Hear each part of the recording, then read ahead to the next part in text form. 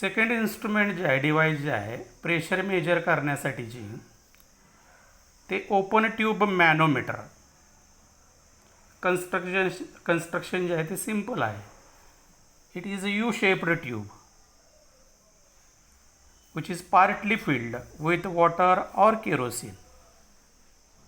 Water आणि kerosene किंवा ज्याची डेन्सिटी कमी असेल अशा लिक्विडच्या साह्याने ते पार्टली फिल केलेलं आहे.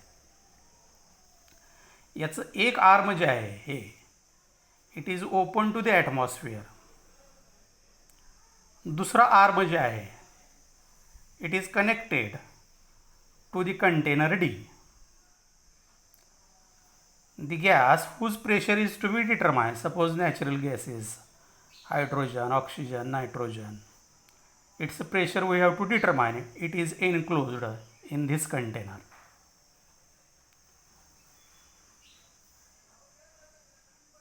See the points. At equilibrium, the liquid or water shows some height above the point B. As these two levels are at same height, the pressure at point B is equal to pressure at point C. We can calculate pressure at point B. As it is open in atmosphere, at point A, it will be atmospheric pressure. Pressure at point B, it is equal to pressure at point A plus pressure due to liquid column, height multiplied by density multiplied by gravitational acceleration.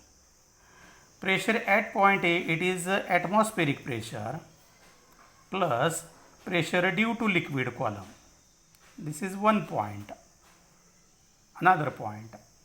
तर हा भाग complete झाला की या दोन points असणारं pressure जे same आहे सेम लेवल्सला असल्यामुळं, आणि या पॉईंटला असणारं प्रेशर जे आहे ॲटमॉस्फेरिक प्रेशर, आणि हे जे लिक्विड आहे लिक्विड कॉलम आहे त्याचं असणारं प्रेशर, त्या दोन्हींची बेरीज आहे. हे एवढं आहे P0 plus EH rho g. हा अर्धा भाग. दुसरा अर्धा भाग कोणता? आता हे क्लोज्ड कंटेनर आहे त्यामुळं प्रेशर सी पॉईंटला जेवढं असेल according to Pascal's law, pressure at point C is equal to pressure at point D. According to Pascal's principle, pressure at point C is equal to pressure at point D.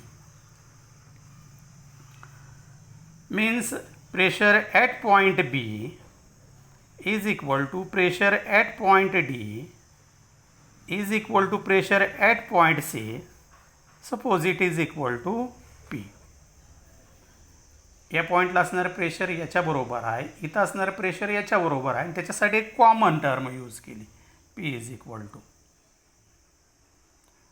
Therefore using in the above equation PB is equal to P0 plus EH rho g, P is equal to P0 plus EH rho g. पाठीमागच्या लेक्चरमध्ये आपण या टाईपचं equation बघितलेलं आहे. याला काय म्हणलेलं आहे? याला म्हटलेलं आहे absolute pressure. Absolute pressure is equal to atmospheric pressure, आणि ही जी टर्म आहे याला म्हटलेलं आहे गेज प्रेशर. मग हे जर इकडे ट्रान्सफर केलं तर absolute pressure minus atmospheric pressure is equal to H rho g, which gives gauge pressure enclosed in the container D. म्हणजे या डीमध्ये असणारा जो गॅस आहे त्याचं असणारं प्रेशर कसं कॅल्क्युलेट करता येईल? तर जे ॲब्सोल्यूट प्रेशर आहे त्याच्यामधून सबट्रॅक्ट करायचं ॲटमॉस्फेरिक प्रेशर, किंवा H rho g इथं असणारी हाईट, त्याच्यानंतर लिक्विडची असणारी density multiplied by gravitational acceleration, which gives gauge pressure of the gas which is enclosed in the container D. Last point आहे प्रेशरमधला हायड्रोस्टॅटिक पॅराडॉक्स. खूप कमी महत्त्वाचा पॉईंट आहे परीक्षेच्या दृष्टीनं. मात्र काय आहे पॅराडॉक्स काय आहे तर त्याचं एक्सप्लेनेशन आहे याच्यामध्ये. आता ही पुस्तकामध्ये पण फिगर आहे. आता ही जी वेसल्स आहेत 4 vessels A, B, C and D. They have different dimensions, vessels of different dimensions, 4 vessels. Base area may be different, base areas are also different. हा असणार बेस एरिया जो आहे हा सुद्धा डिफरंट असेल. Suppose water is filled in any one of the vessel. इथं भरलं चारीपैकी कोणत्याही वेसलमध्ये आपण वॉटर फिल केलं. दी लेवल्स शो सेम हाईट. ही हाईट आहे सगळ्या वेसल्समध्ये सेम असते.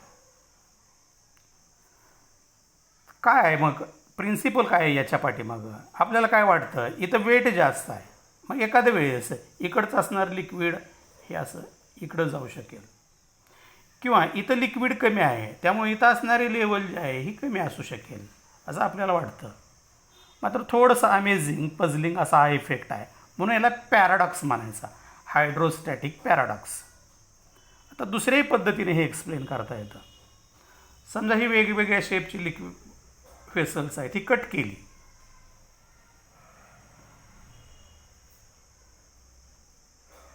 याच्यामध्ये सेम लेवलला लिक्विड फिल केलं आणि इथं प्रेशर गेज कनेक्ट केलं. याला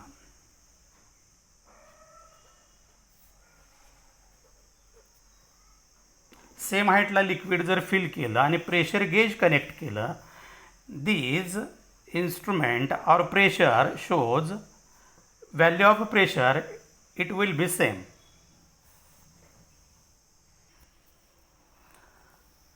सिलेबसमध्ये मग चॅप्टरचे जे 3 भाग झाले, एक प्रेशर, त्याच्यानंतर विस्कॉसिटी आणि लास्ट जो आहे चॅप्टरचा पार्ट तो आहे सरफेस टेन्शन. आता त्याच्यामध्ये या 4 डेफिनेशन्स आपण सुरुवातीला बघणार आहे. नंबर 1 आहे कोहेसिव्ह फोर्स, नंबर 2 आहे अडहेसिव्ह फोर्स, नंबर 3 आहे रेंज ऑफ मोलिक्युलर अट्रॅक्शन आणि नंबर 4 जे आहे स्फिअर ऑफ इन्फ्लुएन्स. काय आहे कोहेसिव्ह फोर्स किंवा याला कोहिजन असेही म्हणतात. समजा 2 वॉटर मोलिक्युल्स आहेत, जवळ ठेवली, त्याच्यामधलं डिस्टन्स कमी केलं तर काय वेळानंतर काय दिसेल की ती 2 वॉटर मोलिक्युल्स आहेत त्याने या टाईपचा शेप केलेला आहे. म्हणजे काय झालं तर जवळ असणारी मोलिक्यूल जे आहेत ते अट्रॅक्ट झाली. मग तो जो फोर्स आहे, force between similar type of molecules, same type of मोलिक्युल्सचा, it is called cohesive force. आताच हेच वॉटर जे आहे आपण ग्लासवरती ठेवलं तर ग्लास सरफेस वेट होईल, ओला होईल. फरशीसारखा सरफेस आहे त्याच्यावरती ठेवलं तरी तो सरफेस ओला होतो. मग हा फोर्स कोणत्या टाईपचा, तर तो जो फोर्स आहे तो आहे adhesive force, force between different kinds of molecules. It is called adhesive force और अडहेजन. कोहेसिव्ह फोर्स और कोहिजन, अडहेसिव्ह फोर्स और अडहेजन. आता range of molecular attraction. Suppose this is molecule and this is the maximum distance up to which it can attract another molecule. This maximum distance it is called range of molecular attraction. एखादं molecule आहे आणि किती maximum डिस्टन्सला ते दुसऱ्या मोलिक्यूलला attract करतं तर ते जे डिस्टन्स आहे it is known as range of molecular attraction और range of molecular force. In case of solids or liquids, this distance it is about 10 raised to minus 9 meter. In case of solids and liquids.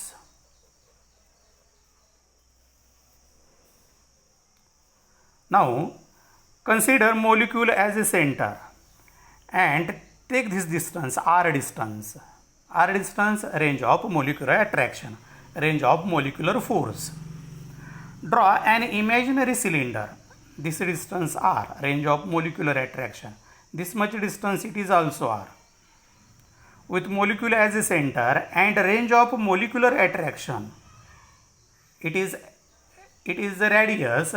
Draw imaginary sphere around the molecule, then it is called a sphere of influence. Sphere drawn around the molecule with radius range of molecular attraction, it is known as a sphere of influence.